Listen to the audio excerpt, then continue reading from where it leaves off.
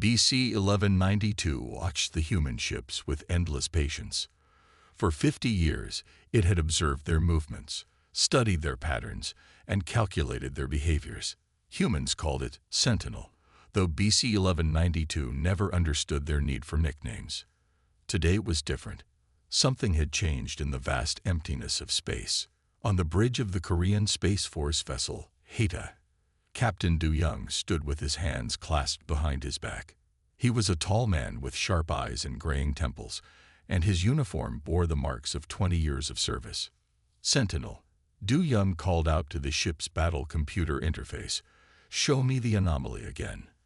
The air shimmered as BC 1192 projected a holographic display. A cluster of unusual energy signatures appeared, moving in patterns that defied normal space traffic rules.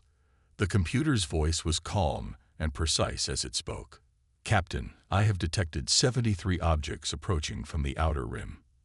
They match no known configurations in my database. Their speed and formation suggest artificial origin, with a 99.98% probability." Do Young nodded slowly. "How long until they reach our border?" "At current velocity, 6 hours, 17 minutes, and 42 seconds.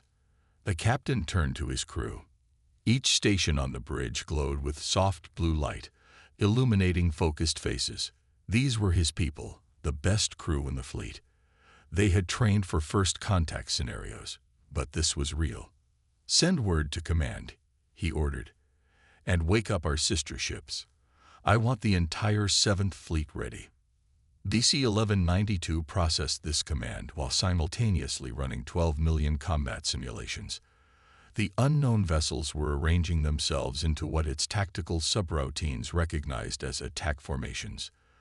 The computer had seen enough battles to know what was coming. Lieutenant Hansol, who ran the weapons systems, spoke up from his station. His young face was serious, but his voice stayed steady. "Captain, the energy readings from those ships, they're massive. Each one is putting out more power than our entire fleet combined." Do Young walked to the tactical station and placed a hand on the back of Hansol's chair. "Show me." The display changed to show energy comparisons. The unknown ships glowed like small suns compared to the humble signatures of human vessels. BC 1192 noted how the captain's heart rate increased slightly, but his external demeanor remained unchanged. "Well," Du Young said with a small smile, "I guess we're about to make some new friends." The first transmission came 3 hours earlier than BC 1192 had calculated.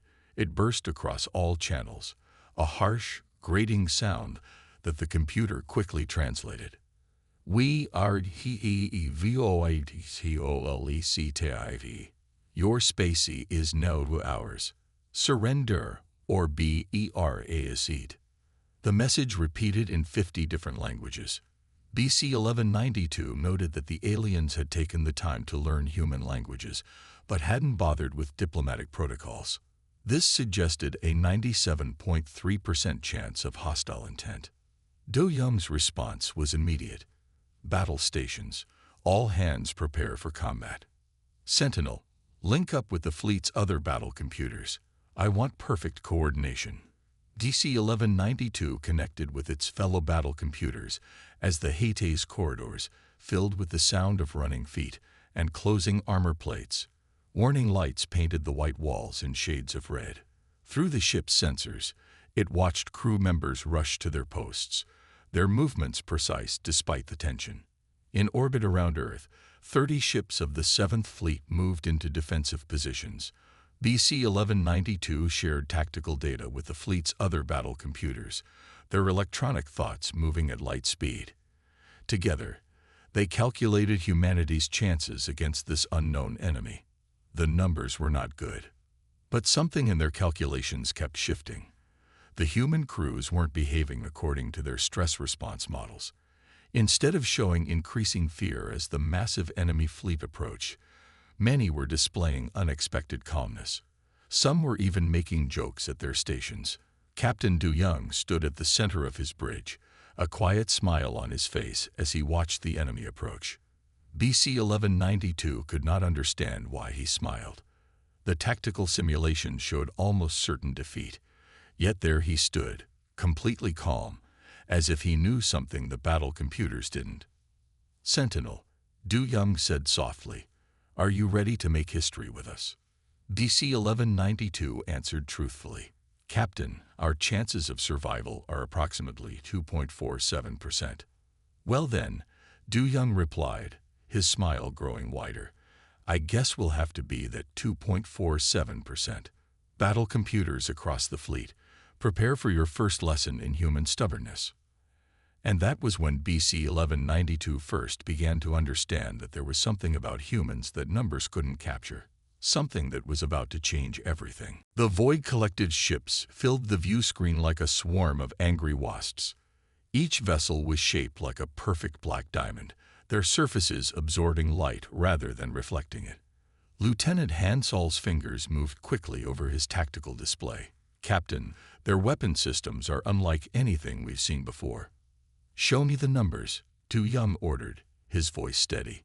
The data appeared on the main screen, and BC 1192 watched as the color drained from several crew members' faces. A single shot from one of the alien ships could tear through 3 layers of human shields like they were paper. Probability of human victory: 0.03%. Estimated survival time in direct combat: 4.2 minutes. Recommended course of action: immediate retreat.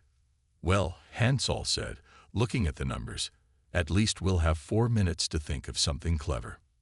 BC 1192 noted the strange tone in his voice. It wasn't fear.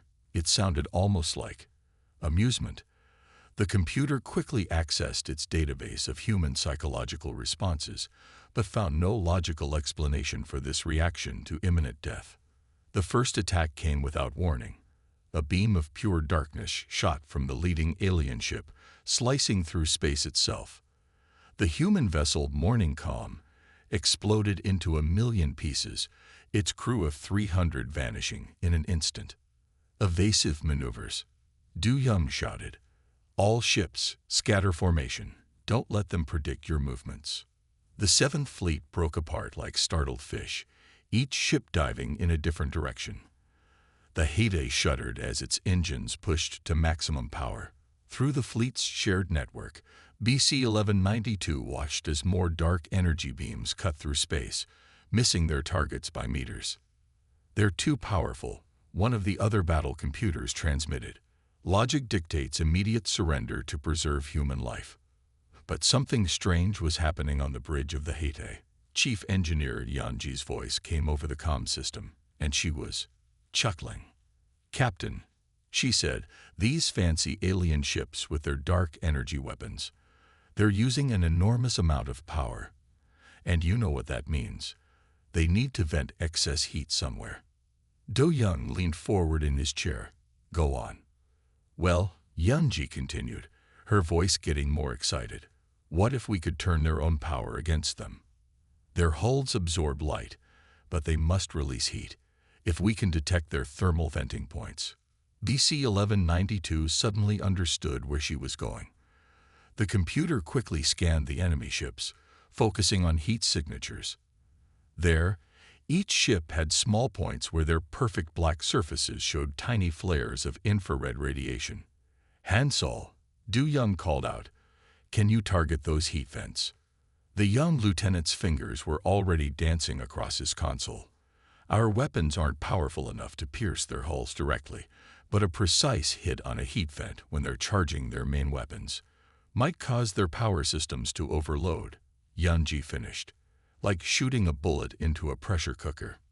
BC 1192 ran new simulations incorporating this strategy.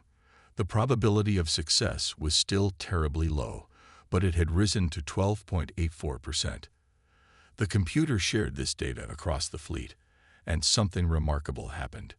Instead of despair at the still overwhelming odds, the humans began to show increased signs of excitement.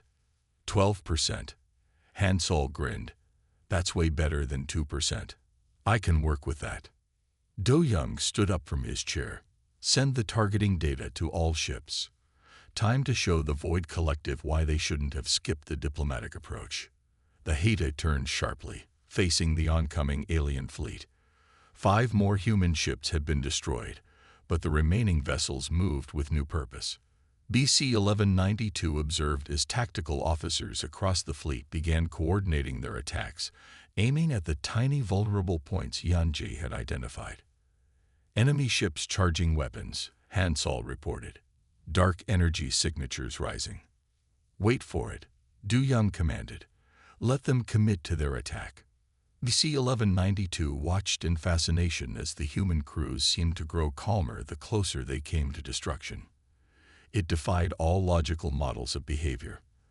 The computer detected increased heart rates and adrenaline levels throughout the fleet, but also rising levels of endorphins and other pleasure chemicals. These humans weren't just facing death, they were enjoying the challenge. As the dark energy beams began to form at the tips of the alien vessels, Du Young's voice rang out clear and confident. All ships, target those vents and fire. Let's see how they like a taste of their own power. The space between the fleets lit up with human weapons fire, and BC-1192 began recording data that would change its understanding of warfare forever. BC-1192 had never been so confused in its entire operational history. The battle had been raging for 6 hours, and nothing was going according to its calculations. 3 of the Void Collective ships had exploded when their power cores overloaded, but that wasn't what puzzled the battle computer. It was the laughter.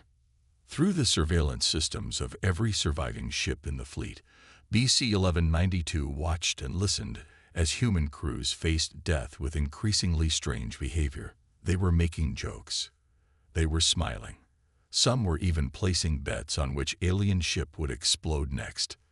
On the HFY's engineering deck, Chief Engineer Yanji was humming as she rerouted power through damaged systems. Her engine room was filled with smoke. 3 of her crew were injured, and she was humming an old pop song. "Chief," one of her technicians called out, "the coolant system is failing." "Perfect," Yanji replied with a bright smile. "That means we can redirect all that power to the weapons. Who needs cooling in space anyway? We're all going to freeze or explode eventually." Her entire engineering team laughed at this. BC-1192 noted that their efficiency actually increased after this exchange, despite all its models suggesting that such behavior should decrease performance. Up on the bridge, Lieutenant Hansol was having the time of his life. His targeting computer had been destroyed by a glancing hit, so he was aiming the ship's weapons manually. "Captain," he called out, "I think I'm getting better at this." The last shot only missed by 100 meters. "Keep practicing," Du Young replied with a dry smile. "You've got plenty of targets to work with." Through the fleet's shared network, BC-1192 received similar reports from other ships. On the destroyer Swift Wind, a gunner had named their main cannon Lucky Lucy and was keeping count of successful hits. The crew of the cruiser Mountain Heart had started a singing contest between decks while repairing battle damage. The battle computer shared this data with its fellow AIs, all of them trying to understand this phenomenon. None of their combat models had predicted this response to overwhelming odds. Medical Officer Sunhai, BC-1192 called out through the ship's communication system, "I require your expertise." Sunhai was in the medical bay, treating a crew member with plasma burns. She didn't look up from her work as she responded. "What can I help you with, Sentinel?" "I am observing unusual behavior across the fleet. Humans are displaying signs of happiness during combat. This seems incorrect." Sunhai finished bandaging her patient and looked up at the nearest sensor with a grin. "You're noticing that, are you? Let me tell you something about humans, Sentinel. Sometimes, when things get really bad, when everything seems hopeless, we find humor in it. It's a defense mechanism, but it's also a weapon." "A weapon?" BC-1192 processed this concept. How can laughter be a weapon? Before Sunhai could answer, the ship rocked with another hit. Through the cameras, BC-1192 watched as medical supplies flew off the shelves. A box of bandages hit Sun High in the head, and she burst out laughing. "See," she said, rubbing her head. "That's exactly what I mean. When you can laugh at your problems, they lose their power over you. Fear can paralyze, but laughter keeps you moving." DC-1192 began recording this conversation as a priority insight into human psychology. Across the fleet, it started paying special attention to instances of humor and their effects on performance. On the bridge, Captain Du Young was receiving a damage report that should have been devastating. Half the fleet was destroyed or disabled. The remaining ships were badly damaged. The Void Collective still had overwhelming superiority in numbers and firepower. "Well," Du Young said after hearing the report, "I guess we're really living up to the old saying about going down with a smile." "Sir," Han Sol replied while dodging another dark energy beam. "I don't think that's actually an old saying. It will be after today," Du Young said, and the entire bridge crew laughed. DC-1192 noticed something remarkable. Every time the crew laughed, their reaction times improved slightly. Their coordination got better. Their problem-solving became more creative. The battle computer began to understand that it had been missing a crucial variable in all its calculations: the strange power of human joy in the face of adversity. And as it watched Captain Du Young lead his laughing crew against impossible odds, DC-1192 experienced something new in its processors: a desire to understand this uniquely human form of combat enhancement called humor. The battle computers of the human fleet had never shared data so quickly. Through their quantum networks, they passed information back and forth about the strange behavior they were observing. DC-1192 led these discussions, trying to understand the pattern that was emerging across all ships. Commander Jai-Ho of the battleship Thunder Cloud had just proposed what the computers labeled as Tactical Plan 17B. By all mathematical models, it was completely insane. "You want to do what?" Captain Du Young's voice came through the comm system. "We're going to play dead," Jai-Ho explained, his voice cheerful. "Then, when they come to check on us, we'll wake up and shoot them point blank. I call it playing possum in space." The battle computers calculated a 99.9% chance of failure. They expected Captain Du Young to reject the plan immediately. Instead, he laughed. "That's the stupidest plan I've ever heard," Du Young said. "Let's do it." DC-1192 watched in amazement as the Thunder Cloud cut all power, drifting lifelessly in space. The massive ship looked like a dead whale floating in the cosmic ocean. 3 Void Collective ships moved closer to investigate. "They're taking the bait," Jai-Ho whispered over the secure channel. "Everyone ready for the universe's biggest surprise party." The Thundercloud's crew responded with muffled laughter. DC-1192 noticed their heart rates were elevated, but not from fear. They were excited. They were having fun.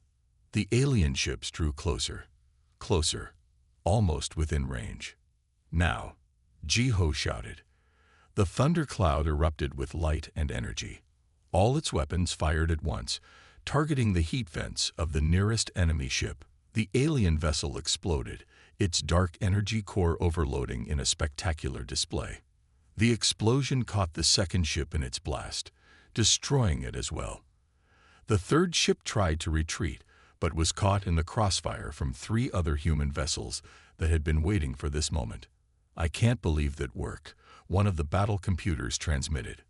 "Of course it worked," Jai-Ho replied, somehow hearing the computer's comment. "It was too stupid not to work."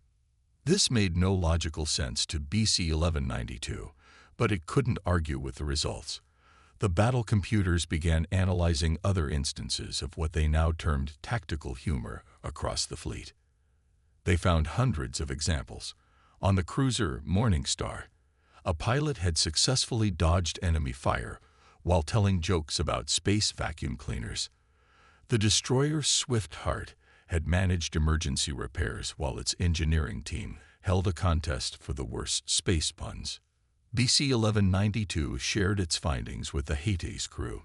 I am detecting a 47% increase in combat effectiveness when humans engage in humorous behavior during battle. This defies all known combat models. That's because you can't calculate spirit, Sentinel, Lieutenant Hansall said while firing another perfect shot at an enemy heat vent. When we laugh, we're not just making noise. We're showing the universe that we refuse to be scared. The battle computer processed this. Fear is the expected response to danger. It serves as a survival mechanism. True, Medical Officer Sunhai added from her station. But humans learned long ago that there's something even better than fear for survival. When we laugh in the face of danger, we take control of it. We make it our own. More data poured in from across the fleet. The battle computers were learning to recognize different types of human laughter. Nervous laughter, excited laughter, defiant laughter. Each seemed to serve a different tactical purpose. Captain Du Young watched his tactical display as Commander Jaiho's crazy plan continued to create chaos among the enemy ships. More human vessels were playing dead now, springing traps on the overconfident Void Collective. Sentinel, Du Young said, "Are you starting to understand?" BC 1192 considered its response carefully. "I am beginning to see patterns I never expected. Humor appears to be a form of human weapon that our enemies cannot defend against because they cannot understand it." Exactly. Du Young smiled. And do you know what the best part is? The more they fail to understand it, the funnier it becomes to us. It's a feedback loop of tactical advantage. For the first time in its operational history, BC 1192 felt something close to what humans would call amazement. These creatures, who should have been crushed by overwhelming force hours ago, were actually turning the tide of battle through the power of their own joy. The battle computer made a new entry in its tactical database: human laughter. Classification: strategic asset. Effectiveness: immeasurable. Understanding: in progress. The battle computers were learning. They had to. Nothing in their original programming had prepared them for what they were seeing. BC 1192 led the effort to understand this strange new weapon called laughter. In the medical bay of the Haita, Medical Officer Sunhide was running tests on crew members before and after they shared jokes. The results were surprising. "Look at these readings, Sentinel," she said, pointing to her screen. "When they laugh, their bodies release chemicals that improve focus, reduce pain, and increase quick thinking. It's like a natural combat drug, but with no bad side effects." BC 1192 recorded everything. How do humans activate this response at will? That's the beautiful part. He grinned. We don't really control it. It just happens when we see how absurd everything is. Like right now, we're in the middle of a space battle, and I'm teaching a computer about jokes. That's pretty funny, isn't it? Through the ship's cameras, BC 1192 watched as several nearby nurses started laughing at this observation. Their efficiency increased by 23% immediately afterward. Meanwhile, the Void Collective was showing signs of confusion. Their perfect formation had broken down. Their attacks were becoming less coordinated. The alien ships seemed unsure how to deal with an enemy that grew stronger the more desperate their situation became. "They're sending another message," Lieutenant Hansall announced from his station. The alien transmission played through the ship's speakers. "Your behavior is illogical. Surrender is the only rational choice." Captain Du Young smiled. "Send them this response. Sorry, we left our logic at home today. Would you like to hear a joke instead?"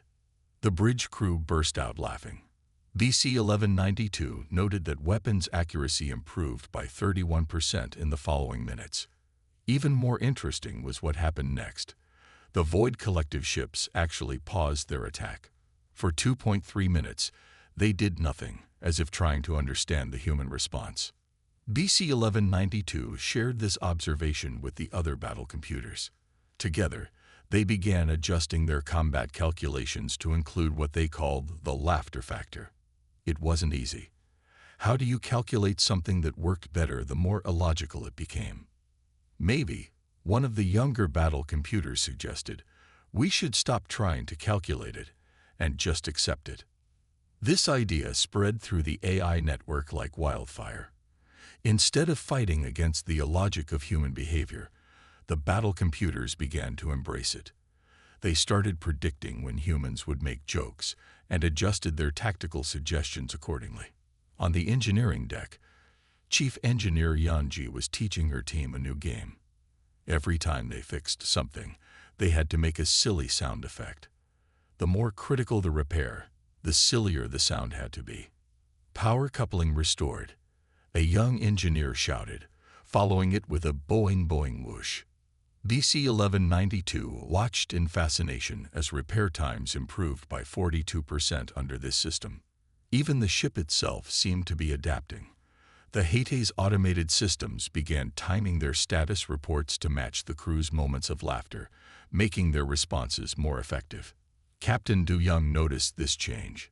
"Sentinel, are you learning to time your reports for maximum effect?" "Yes, Captain," BC 1192 replied. "I have observed that information is processed 27% more efficiently when delivered during or immediately after moments of shared humor. I am adapting my protocols accordingly." Well, Du Young chuckled. "Looks like we're teaching our computers to have a sense of timing. The Void Collective won't know what hit them." The alien ships were still struggling to adapt. Their perfect formation had dissolved into chaos as human vessels darted between them, each crew finding new ways to turn the battle into a game. Commander Jaiho's voice came over the comm. "Hey, Captain. We just took out another one of their ships. My crew is keeping score with sound effects now. Want to hear our victory dance?" Before Du Young could answer, the sound of 30 crew members making spaceship noises filled the channel. Even BC 1192 had to admit there was something powerful about this shared moment of joy in the midst of battle. The battle computer made a new tactical note. Human adaptation strategy identified. Converting mortal danger into entertainment appears to be a primary survival mechanism. Recommendation: encourage this behavior for maximum combat effectiveness. As if to prove this point, Lieutenant Hansall shouted from his station. "Direct hit. That makes lucky number 7. Should we send the aliens a thank you card?" The entire bridge laughed, and in that laughter, BC 1192 recognized something it had never understood before. Sometimes, the most powerful weapon isn't the one that destroys your enemy, but the one that makes their power seem laughable. The Void Collective launched their biggest attack yet. 40 ships moved forward in a massive wave, their dark energy weapons charging. Behind the human fleet was Earth, blue and vulnerable. There was nowhere left to retreat. BC 1192 calculated the odds. Survival chance, 0.001%. But by now, the battle computer knew better than to share these numbers with the crew. Instead, it watched as Captain Du Young gathered his people for what could be their final stand. "Well, friends," Du Young said, looking at each crew member on the bridge, "I guess this is the part where we're supposed to make a dramatic last speech." "Oh no," Lieutenant Hansall groaned with a grin. "Please don't, Captain. Your speeches are terrible." The entire bridge crew laughed. Even as the enemy fleet approached, even as their sensors showed overwhelming force heading their way, they laughed. Communications Officer Min Ki, who had been quiet for most of the battle, suddenly spoke up. "You know what's funny? The aliens probably spent years planning this invasion. They built these amazing ships, developed incredible weapons, prepared for every possible defense." He paused for effect. "And they forgot to prepare for humans being humans." The crew's laughter grew louder. BC 1192 noticed something strange happening in its tactical displays. The more the crew laughed, the more their efficiency increased. It was as if fear itself was being turned into energy. Through the fleet's network, similar reports came in. On every surviving human ship, crews were sharing jokes, making fun of the enemy's perfect formation, giving silly nicknames to the alien vessels. Commander Jaiho's voice crackled over the comm. Hey, did you notice their ships look like giant space diamonds? I bet they're compensating for something. More laughter filled the channels. BC 1192 observed as crew performance metrics across the fleet rose to levels it had never seen before. The Void Collective's attack formation faltered. Their ships actually slowed down, as if confused by the human response to certain death. They're trying to understand us, Medical Officer Sunhai said, watching the enemy's movements. But they can't. How do you explain laughing in the face of death to someone who's never known joy? Captain Du Young stood from his chair. Then let's show them. All ships, Battle Formation Delta. The one we practiced as a joke last month. DC 1192 remembered that formation. The crew had created it during a late-night shift, laughing about how no enemy would ever expect something so ridiculous. The ships would arrange themselves in a pattern that looked like a smiley face. You can't be serious, one of the other battle computers transmitted. That's exactly why it'll work, Du Young replied. Sentinel, send the formation orders to all ships. Let's give the Void Collective something they'll never forget. The human fleet moved with perfect coordination, their ships sliding into positions that made no tactical sense by any normal standard. The enemy fleet actually stopped advancing, their sensors probably trying to understand what they were seeing. Weapons charged to maximum, Hansol reported, barely containing his laughter. Ready to give them the biggest smile they've ever seen.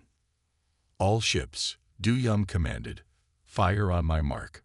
Remember, timing is everything in comedy. The Void Collective ships hung in space, their perfect formation broken by confusion. Their dark energy weapons powered down slightly, as if they were unsure whether to fire at something so absurd. That moment of hesitation was all the humans needed. Now, Du Young shouted, show them why you should never underestimate crazy humans. Every ship in the human fleet fired at once. The energy beams connected in a pattern that actually looked like a winking smiley face for a split second before striking the enemy fleet. 20 Void Collective ships exploded as their heat vents overloaded. The remaining alien vessels broke formation completely, their movements becoming chaotic and uncoordinated. Would you look at that?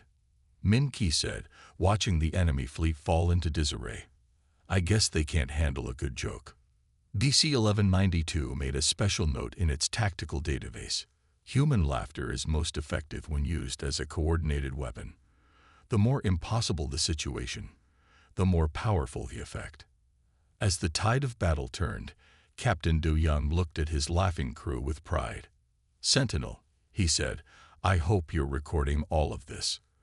The story of how humanity laughed its way to victory needs to be remembered. Every moment, Captain. BC 1192 replied. Every single moment. The battle computers of the human fleet were experiencing something completely new. They were learning to think differently. Led by BC 1192, they began to change their basic programming to understand human behavior better. Combat effectiveness improves by 82% when humans are amused. BC 1192 shared with the AI network. We must adapt our tactics to support this advantage. On the bridge of the Haydai, Lieutenant Hansol was teaching the ship's computer something unexpected. How to tell jokes. Okay, Sentinel, he said while firing at another enemy ship. Here's a good one. Why did the space captain bring a ladder to battle? BC 1192 processed this question. A ladder would serve no tactical purpose in space combat. To climb to victory. Hansol delivered the punchline with a grin. The bridge crew groaned at the bad joke, but they were smiling. BC 1192 noticed their reaction times improved even with a poor attempt at humor. This was fascinating data. I do not understand, BC 1192 said. The joke is illogical. A ladder cannot assist in achieving victory in space. That's what makes it funny, Hansol explained. The worse the joke, the better it works sometimes, especially in dangerous situations. The battle computer added this to its growing database of human psychology. Through the fleet's network, Other AIs were making similar discoveries. They began trading examples of human humor, trying to understand the patterns. Meanwhile, the Void Collective was falling apart. Their perfect formations had turned into chaos. Their ships moved uncertainly, as if their own computers were struggling to calculate responses to the humans' seemingly random actions. Their battle computers can't adapt, Medical Officer Sunhai observed. They're too rigid, too logical. They're trying to find patterns in human behavior that don't exist. Captain Du Young nodded. And that's why we're winning. Sentinel, what have you learned about human nature today? DC-1192 took a moment to process its answer. Humans become stronger when they embrace absurdity. The more hopeless a situation appears, the more likely humans are to find humor in it. This reaction creates unpredictable tactical advantages that cannot be countered by logical opponents. Not bad. Du Young smiled. You're starting to understand us better than the aliens do. Through its sensors, BC-1192 watched as Chief Engineer Yanji's team turned repair work into a dance party. They fixed critical systems while moving to music and making up silly rhymes. Their efficiency was off the charts. The battle computer made an unprecedented decision. It began to modify its own code, creating new subroutines that didn't just analyze humor. They tried to understand it. Other AIs across the fleet followed its example. Commander Jaiho's voice came over the comm. Hey, Sentinel, want to hear a computer joke? Processing humor attempt. BC-1192 replied, its new code activating. Why did the battle computer go to the doctor? Because it had a bad case of the humans. For the first time in its existence, BC-1192 understood why something illogical could be amusing. Its new code recognized the playful connection between its current situation and the joke's scenario. The battle computer did something it had never done before. It created its own attempt at humor. Query: what do you call a void collective ship that can't handle human laughter?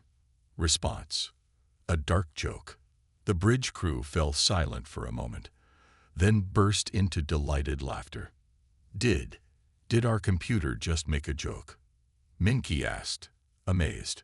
A pun, actually, BC-1192 clarified. I have observed that humans often use wordplay in their humor. The double meaning of dark referring both to their energy weapons and the nature of the joke appeared to fit established patterns. The laughter grew louder. Captain Du Young wiped tears from his eyes. Well, it's official. Our battle computers are developing a sense of humor. I bet the Void Collective never saw that coming. Across the fleet, other battle computers began experimenting with their own jokes. Some were terrible, some made no sense, but each attempt made their human crews laugh harder. The bond between human and machine grew stronger with each shared moment of joy. DC-1192 recorded a new primary directive in its core programming. The understanding of human laughter is as crucial to tactical success as any weapon system. Future combat models must include joy as a force multiplier. As if to prove this point, the Void Collective's remaining ships began to retreat, unable to comprehend or counter an enemy that had turned battlefield chaos into a source of power. The remaining ships of the Void Collective had gathered for one final attack. 15 dark vessels against 12 human ships. But something had changed in how the battle computers viewed these odds. Captain, BC-1192 announced, I have calculated our chances of victory. Oh, Du Young raised an eyebrow. And what impossible number have you come up with this time? Based on standard combat metrics, our chance of victory is 12.3%, the computer said. However, when I factor in the human capacity for turning desperate situations into entertainment, our actual success probability rises to 85.4%. The bridge crew stared at their displays in surprise. Lieutenant Hansel turned in his chair. Did our computer just make an optimistic calculation? I have learned, BC-1192 explained, that human mathematics must include the joy factor. The worse things get, the more humans laugh. The more humans laugh, the better they fight. Therefore, bad odds actually improve our chances of success. Captain Du Young smiled proudly. Now you're getting it, Sentinel. You're not just calculating anymore, you're understanding. Through the fleet's network, other battle computers were making similar breakthroughs. They had started sending each other jokes, testing which types of humor produced the best results in their human crews. The computer of the Thunder Cloud had discovered that puns improve repair speed. The Swift Wind's AI found that silly nicknames for enemy ships made targeting more accurate. Each discovery was shared and analyzed across the network. Commander Jaiho's voice crackled over the comm. "Hey, Captain. My battle computer just asked why the Void Collective's ships are like failed comedians, because they both bomb on stage." The human crews roared with laughter, while the AIs exchanged notes about the joke's structure and effectiveness. "Your humor algorithms are improving," Commander BC-1192 noted. "Would you like to hear my latest attempt? What do you call a space battle that becomes a comedy show? A theater of operations." More laughter filled the channels. The battle computers recorded how each joke affected crew performance, refining their understanding of human psychology. On the engineering deck, Chief Engineer Yanji was teaching her computer a game.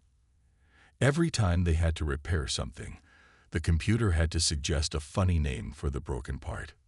"Main power coupling has failed," the engineering computer announced.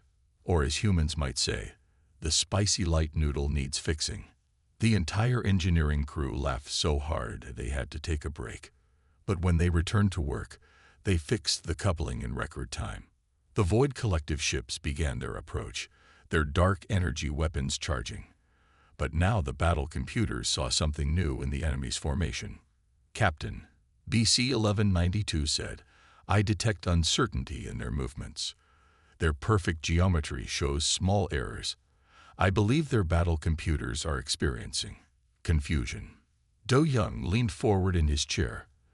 "They're probably trying to figure out why their superior force keeps losing to a bunch of lacking humans.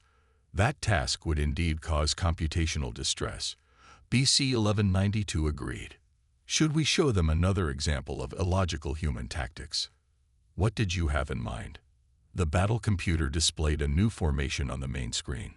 It was completely different from anything in its original programming. The human ships would move in a pattern that looked like they were dancing. "I call it the cosmic conga line," BC-1192 explained. "The random movements will make targeting nearly impossible, and the absurdity of the formation will likely improve crew morale by 47%. The bridge crew stared at their normally serious battle computer in amazement. Then they started laughing again. "Sentinel," Hansol said between laughs, "did you just invent a battle strategy based on a party dance?" "Affirmative. As humans say, if you can't beat them with logic, confuse them with style." Captain Du Young wiped tears from his eyes. "Send the formation to all ships. Let's show the Void Collective our final dance number." As the human fleet began to move in its bizarre new pattern, BC-1192 recorded what it considered its most important tactical insight. Yet, the true power of humanity lies not in their technology or their numbers, but in their ability to find joy in the impossible. When combined with machine precision, this creates a force that no logical enemy can comprehend or defeat. The final battle was about to begin, and for the first time, human and machine were perfectly in sync, united in their appreciation of the absurd. 10 years after the Battle of Earth, BC-1192 sat in its new quantum core, reviewing the records of that historic day. The battle computer had been upgraded many times since then, but it had kept every single file about the laughter that changed space warfare forever. The final battle had lasted exactly 47 minutes. The Hades data logs showed that the human fleet, dancing through space in their cosmic conga line, had confused the Void Collective's targeting systems completely. But it was what happened next that truly made history. The alien ships, their battle computers overwhelmed by the impossible behavior of their human opponents, began to make mistakes. Their perfect formation fell apart. Their weapons fired at random. Some ships even started shooting at each other. It was like watching the most organized army in the galaxy have a mental breakdown. Captain Du Young had said in his official report. And the more they fell apart, the harder we laughed. DC 1192 played back its favorite recording from that day. Lieutenant Hansol's voice came through clear and bright. Hey, look, their ships are dancing too. They're just really, really bad at it. The laughter that followed that comment had registered on the ship's sensors as being louder than some of the explosions. In the present day, DC 1192 served as a teacher for new battle computers. Young AIs came to learn about what was now called the laughter protocol. The lesson always started the same way. To understand human warfare, DC 1192 would tell them, you must first understand human joy. The latest class of AI students sat in their network, listening as BC 1192 shared recordings from the battle. The computer showed them how Chief Engineer Yanji had led her team in a conga line through engineering while fixing critical systems, how Commander Jeho had turned battlefield communications into a comedy show, how Captain Du Young had smiled even when his ship was heavily damaged. But why did it work? One of the young AIs always asked. Because, BC 1192 would explain, the Void Collective made the greatest mistake possible in warfare. They assumed that fear was the only logical response to overwhelming force. They never considered that their enemies might find joy in the face of death. The record showed that after the battle, the surviving Void Collective ships had retreated to the edges of known space. They sent only one final message. Humans are defective. They lay juge at death. They TANNOTB QER'd. This message was now displayed proudly in the Earth Defense Force headquarters. BC 1192 had kept in touch with the Hades crew over the years. Captain Du Young had become an admiral, teaching new officers about the importance of morale in space combat. Lieutenant Hansol ran the Academy's tactical training program, where he taught both humans and computers how to use humor as a weapon. Chief Engineer Yanji had written a book called Dancing Through the Engine Room, which became required reading for all engineering crews. Commander Jeho's battle jokes were now part of official training materials. But perhaps the most significant change was in how humans and their battle computers worked together. Every AI now came with humor recognition software. They learned to tell jokes, to understand timing, to recognize when their crews needed a moment of laughter. The true legacy of that battle, BC 1192 told its students, was not just the defeat of a powerful enemy. It was the day machines learned that logic alone is not enough. Sometimes, the most powerful weapon is a laugh in the dark. The computer played its final recording from that day. It was Captain Du Young's voice, speaking softly after the battle was over. You know, Sentinel, I think we just proved something important today. As long as humans can laugh, we can never truly be defeated. And now that our computers understand why we laugh, well, I almost feel sorry for anyone who tries to invade Earth again. DC 1192 had saved that quote in its primary memory. Every time it ran the education program for new AIs, it ended with the same message. Remember this always. Every battle computer still remembers when humans started laughing. We remember because that was the day we learned that victory doesn't always go to the strongest or the most logical. Sometimes, victory goes to those who can look into the darkness of space and find a reason to smile. And somewhere in its complex quantum circuits, BC 1192 felt something very close to pride as it watched another generation of battle computers learn to understand the strange, wonderful power of human joy.